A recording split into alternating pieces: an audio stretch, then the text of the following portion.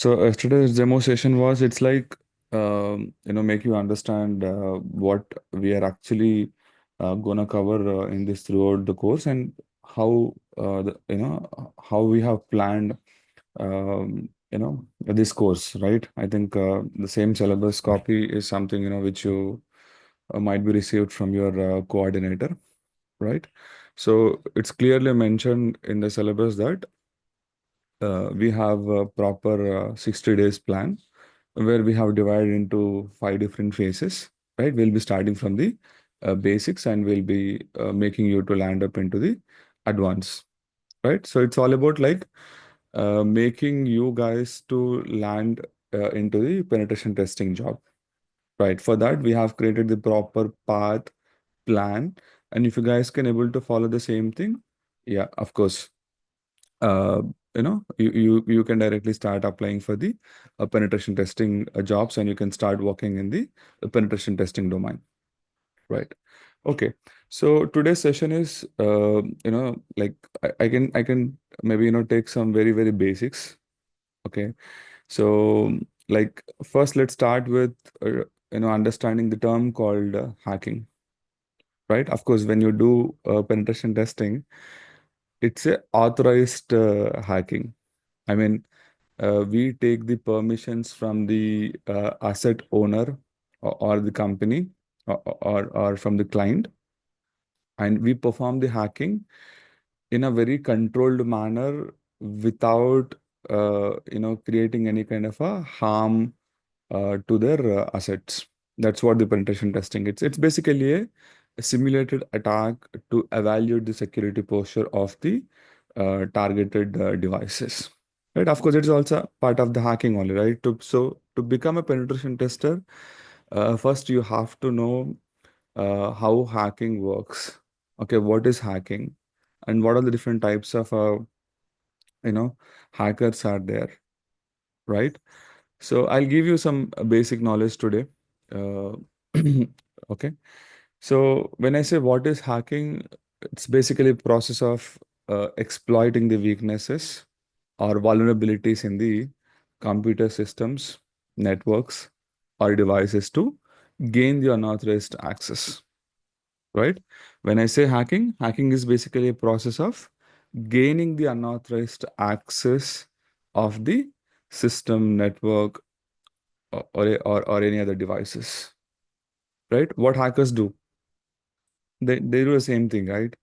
They'll be like targeting some organization and they'll find the weaknesses in that organization network or the assets, and then using those weaknesses they will try to break into their organization network and system, and accordingly they perform their motive, right? Every hacker will have sorry, every hacker will have their own motive, right? Some people will do it for fun, some people will have some kind of a political agenda, right? We call them as a you know uh, we call them there are different names to it. Okay, hacktivist, we call it them, right? Yeah, when we are doing the same thing, to help the organization, we will be called as an ethical hacker or a penetration tester or security a professional, because we are other side. Okay, like these kind of attacks, these kind of unauthorized attempts will happen for the organization, right, from the outside. So if this kind of attacks have happened and if it is got succeed, what happens is the impact will be very huge, right? So that's the reason companies are now hiring the ethical hacking and penetration testers, so that what they do is they perform the hacking, okay, or penetration testing on the assets before they put it into the internet, right? So that most of the vulnerabilities will be covered in the initial stage of the development or pre-prod or UAT environment itself, so that when they keep it in the live, okay, in the prod, maybe attackers, when they do penetration testing, they might not have any uh, weaknesses to break into it. right? Yeah. So this is a major difference, guys, right? When I say hacking and penetration testing and all, right? So in hackers also, we have majorly three different types, right? So first one we call it as a white hat hackers, right? So these people are like good people, I can say. Like we can, I mean, the one which I told, right? Ethical hackers, penetration testers, security experts, all of these people comes into the white hat hackers only because their intention is very clear. Okay, uh, they are not going to harm anything, right?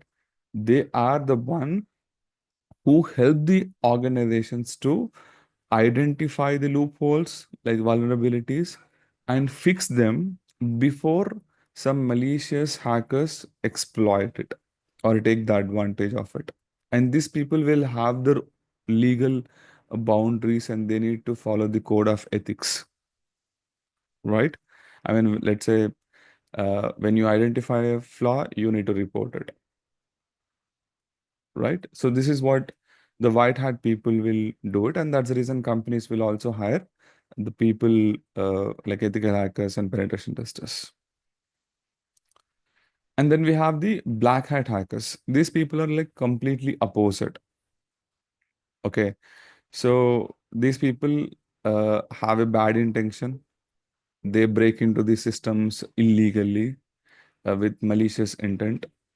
So, of course, their intention could be like stealing the data, damaging the systems, disrupting the services. Of course, their actions are completely unethical and criminal, right? I mean, we need to safeguard our infrastructure from this black hat people only. Okay, while we are learning it, we learn the tools, okay, and the concepts like an attacker only.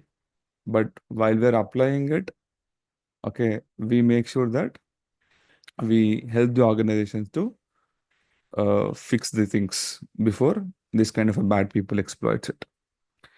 And we have gray hat hackers. These people are like combination of white hat and black hat. Okay, like if I want to give an example about the gray hat people, like let's say they, I mean, they may not take the permissions, before they start their hacking.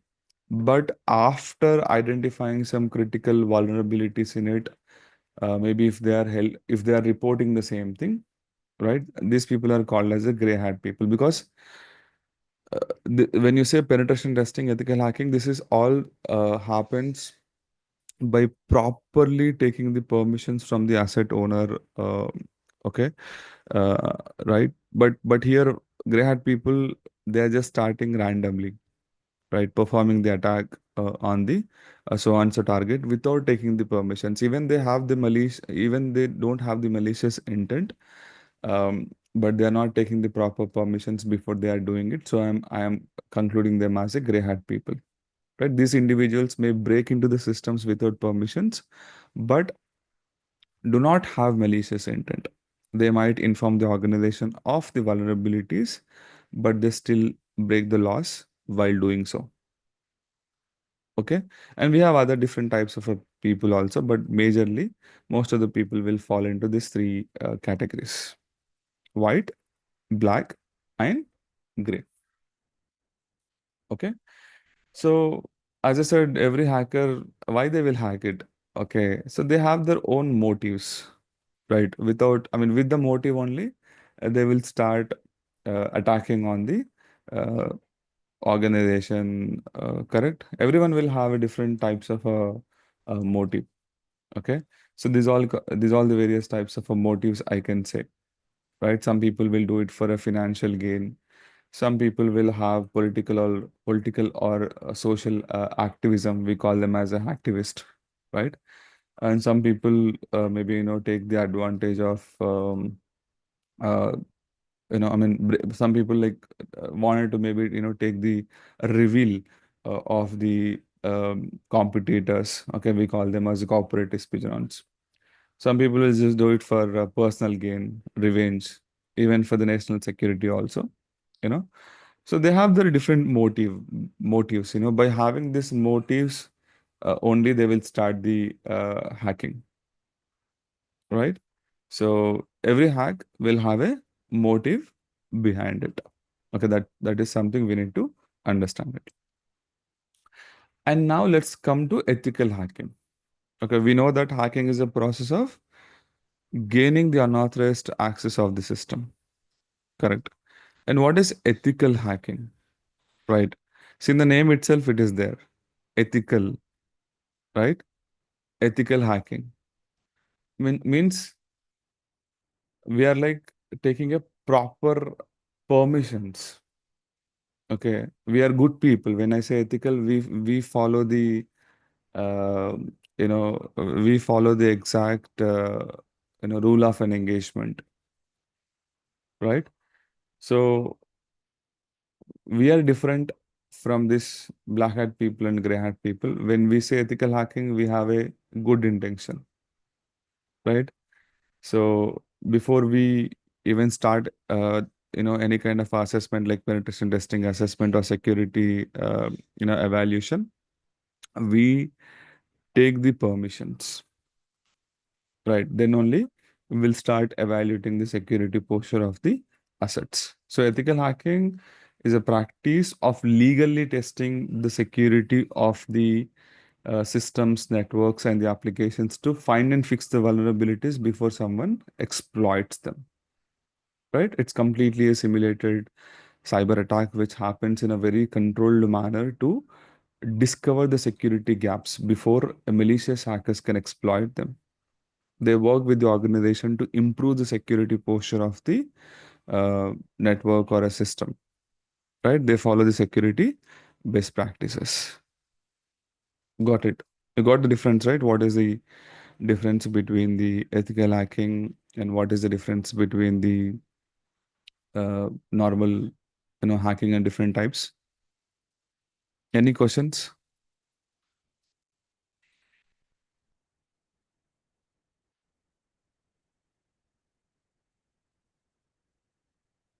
Yeah, guys, do you have any questions here? Nothing from my end. Okay. And now, of course, why the organizations, need the ethical hackers, right? See, for them to prevent the data breaches, right? Uh, of course, what happens when if any organization is, let's say, hacked and their data got breached, okay? If that news goes out, let's say a lot of customers' data or clients' data, let's say sensitive data about maybe their users, let's say compromised, and it's been directly sold into internet or deep web and dark web kind of a places. What about the reputation? Okay, not only reputation. What about the compliance part? Okay, they have to pay a lot of huge fines. Okay, to the uh, regulatories, right? Yeah. So for them, for organizations, of course, I can say they need this ethical hackers and security experts to prevent the data breaches, right? And to improve the security posture, right? How they will get to know what kind of a security posture that they have and what kind of a security best practices that they need to follow, right? And of course, to be compliant with, right? As per the company and depending on the data that they deal with, they have to be, depending on the business that they deal with, right? So they have to be compliant with various types of regulatories. So, uh, of course, to be compliant, okay, to not to face any kind of a, what can I say? Yeah, to not to face any kind of a fines, okay, uncompliance related issues. Of course, they need security experts and also saving a cost, right? I mean, if you are working proactively for identifying and fixing the issues, okay, so organization can save a lot of money, right? So before damaging it, if you're only fixing it, identifying and fixing it, it saves a lot. It saves a lot to them, right? Like you can stop a data breach, you can stop paying a lot of fines for the compliance, a reputational damage, and lost revenge, right? So yeah, that's the reason nowadays every organization has started hiring the security experts. Okay, in every company now we have this domain called cybersecurity, starting from small, medium, and of course, high-level organization. Even the organizations also actively spending money on the cybersecurity domain, so on so percentage. All right. So because it's important, whatever the domain it is, right? They need the security, right? Security is something, it fits in all the areas. So we have cybersecurity. Under the cybersecurity, this penetration testing, all of these things comes, basically part of the information security. So when I say information security, of course, it's a part of the cybersecurity only.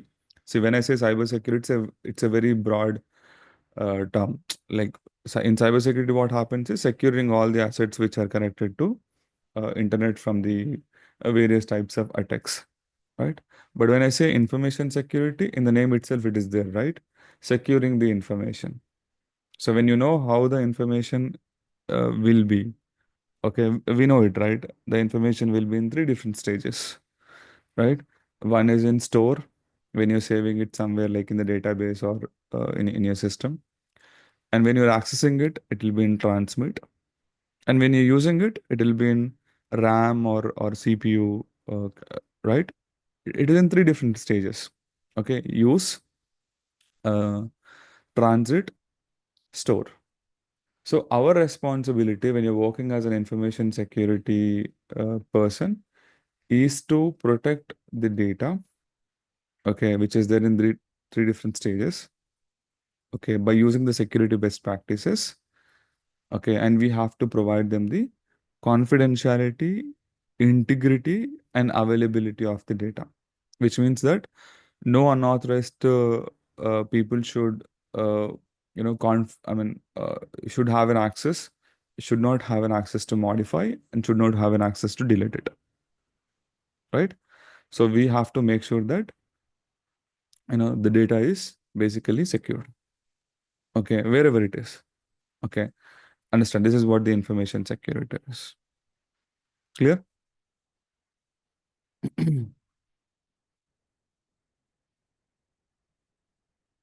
Yeah, guys, is it clear? So I think these three terms are something which is very new to you, right? The confidentiality, integrity, and availability, right? So here we have it, right? Uh, see, uh, so these are like three important elements in the information security. Okay. So we also call this as a CIA triad, um, or information security triangle. So what is the CIA triad? Okay, which means that it's a confidentiality, integrity, and availability, right? So when I say confidentiality, it's like ensuring that information is only accessible to those who have the proper authorization. Okay, this prevents the unauthorized individuals from accessing the sensitive information, guys. Right. For an example, um, if you take an example of a bank, okay. So, so how the banks are maintaining this confidentiality? Hmm? Of course, will they allow someone to modify your profile details, okay, rather than you? They don't, right? Which means there is a confidentiality. Understand what I'm saying? Confidentiality is basically ensuring that the only information is accessible to the authorized people, right? So how they are, uh, you know, making sure that one user cannot be able to access the other user's information. So they have created some access controls on top of it. And you need to authenticate yourself with your given username and password. Then you will be able to access your information. Okay. Apart from you, no one can able to access your information. And that is what the confidentiality is. Okay. So a lot of things will comes into it when you implement it in the real time. But yeah, see, every individual has to authenticate themselves to access their confidential information. Okay, authentication is something which plays a key role. After authentication, also, okay, uh, while let's say I am requesting someone else data to the server, it should identify that, okay, this guy is not authorized to access it. So there should be authorization access controls, okay, needs to be implemented so that only authorized people can able to have the access, right? I mean, these terms might feel, pretty new to you. When I say access controls, authorization, authentication, of course, I'll explain it. Okay. And then integrity. So integrity is like we should not allow anyone, uh, unauthorizedly modify the same confidential data, right? What happens if someone have the access to your bank account and if they can able to modify something, let's say if they can able to do some kind of transactions on behalf of you, there is no integrity, right? So integrity is like protecting the data from being altered or tampered with either accidentally or maliciously to ensure the accuracy and the trustworthiness of the information. Let's say all your bank balance, all your profile information is stored in the database. Okay. Now the data breaches happen, or let's say unauthorized user got the access to the database and he made some changes. Okay, there should be a mechanism to identify the unauthorized changes, right? So usually we have something called as a hashing, okay, and integrity checks. So with the help of this, we verify, the data accuracy and the trustworthiness. Because see, if I'm sending something, you should receive the same thing, right? Maybe let's say I'm sending a file to you through, let's say, internet. But right, internet is basically uh, you know, unsecure communication channel. A lot of different types of attacks could be possible in it. It is not your private network, right? When you send a data from one place to another place, it travels from various hubs. So let's say attacker is intercepting that data and he's modifying it. Okay, the message itself will convert in a different way to the receiver, right? There is no accuracy and there is no trustworthiness, right? I mean, this has happened because of integrity. So if you have integrity checks, okay, if they are verifying it, okay, using the another communication medium, okay, or using technologies like hashes, so we can easily identify if there is any kind of a tampered or altered which are happened in the data. And availability, okay. Availability is like we have to make sure that the data or the applications or the servers, okay, are accessible 24 into 7, okay, whenever they wanted to access, um, right? And there should not be any kind of a disruption, right? There are attacks like denial of a service attack. Okay, I'll tell you what is it. Um, let's say, guys, you have, uh, you're starting a business. Okay, you're starting a business. You created your own e-commerce website. So you will, I mean, what is the intention of creating an e-commerce website? Of course, you will think that the people will come and purchase the different types of products from that particular website. Correct? So what attacker is doing it is he's sending lot of malicious requests to your server. Okay. And the server is not having capacity uh, to handle there's so many malicious requests which are coming to it, and the server is busy by just handling with all the malicious requests. Okay, now if any new user is coming to access the website, it says that the server is busy. If this continues days and months, what about your business? How you going to sell your product? It's a clearly availability issue. Do you understand what I'm saying?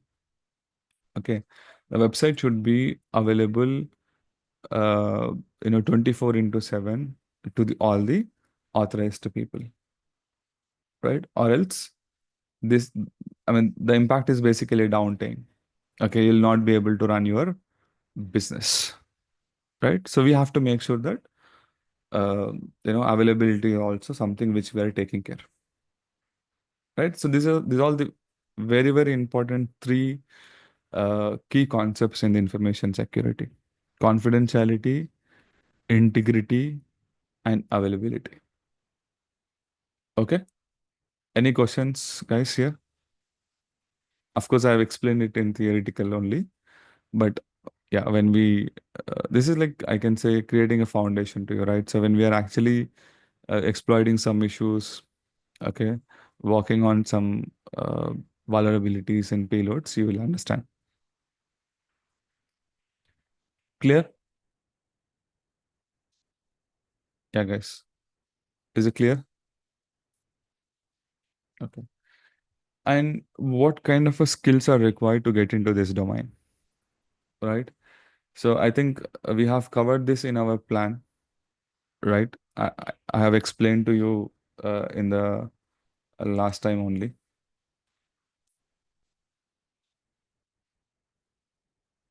right?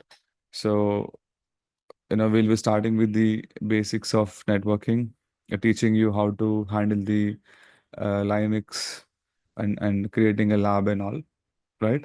So these are all the some of the technical skills that we required. Okay, it's like prerequisites.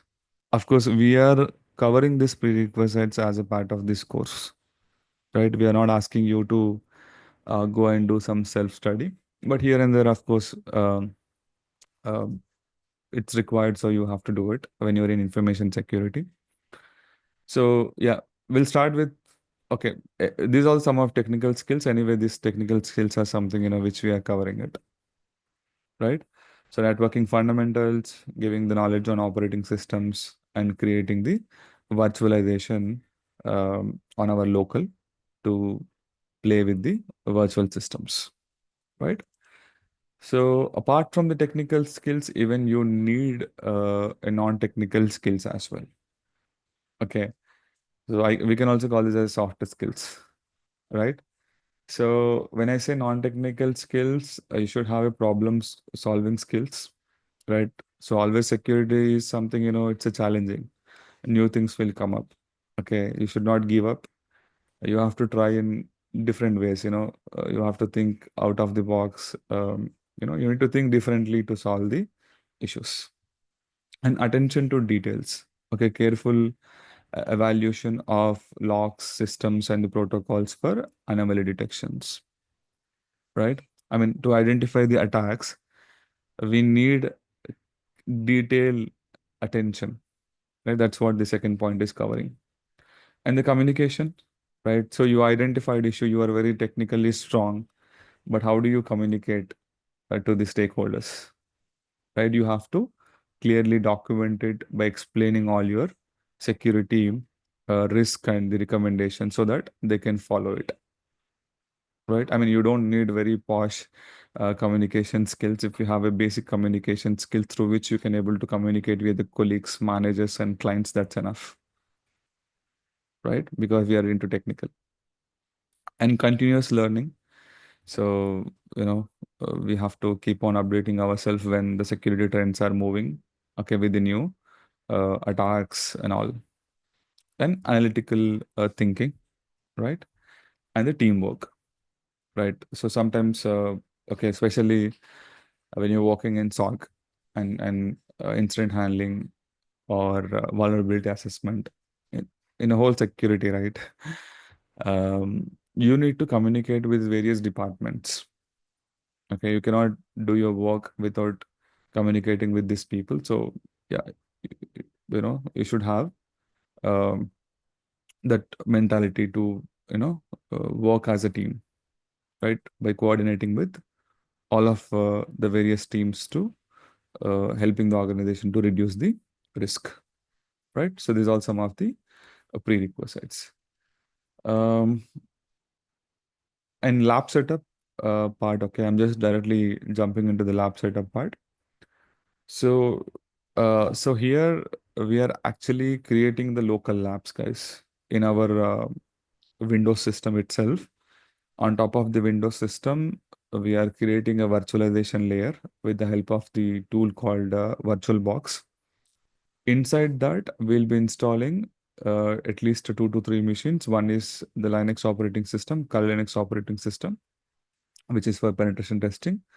And we'll also be installing some of the vulnerable operating systems like Metasploitable 2, Metasploitable, Windows, OASP, Juice Shop, and other some vulnerable systems, to practice and learn and enhance our skills and our own labs. So once you're clear with it, you can start applying the same skills on the real time, right?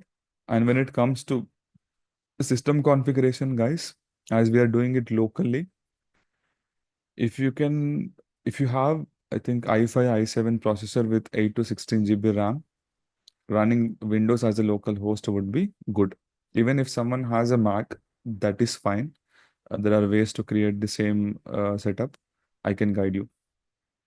Okay. So we have done this in other batches. So it's working without any issue. So yeah, I didn't mention it over here, but yeah, I'm just conveying. Right. This is a kind of a lab setup that is required for us to uh, yeah, play around. I think I've shown you the lab setup, how it will look like. Right. So I have created the same lab setup locally in my system. Right. Start like here is a Kali Linux operating system, which is an attacker system, and I have the other operating system which I'll be using it as a uh, target. Okay. So first we are going to learn all of the things locally, and once you're comfortable with it, okay, once you know the knowledge about these tools and techniques, you can directly apply this in the real time. Okay. So yeah. So most of the open source tools are pre-installed in it. So we'll be using the open source tool. Whenever there is a required of a commercial tools usage, for an example, let's say when we are doing the vulnerability assessment, uh, okay, I'll be showing you with commercial tools only, right? So we take the trial access from this tool. Okay, so they give you the 30 days trial access. Okay, this is the last batch account, right? So we are doing hands-on practicals. Okay, so this is how the Qualys tool and Qualys dashboard will look like.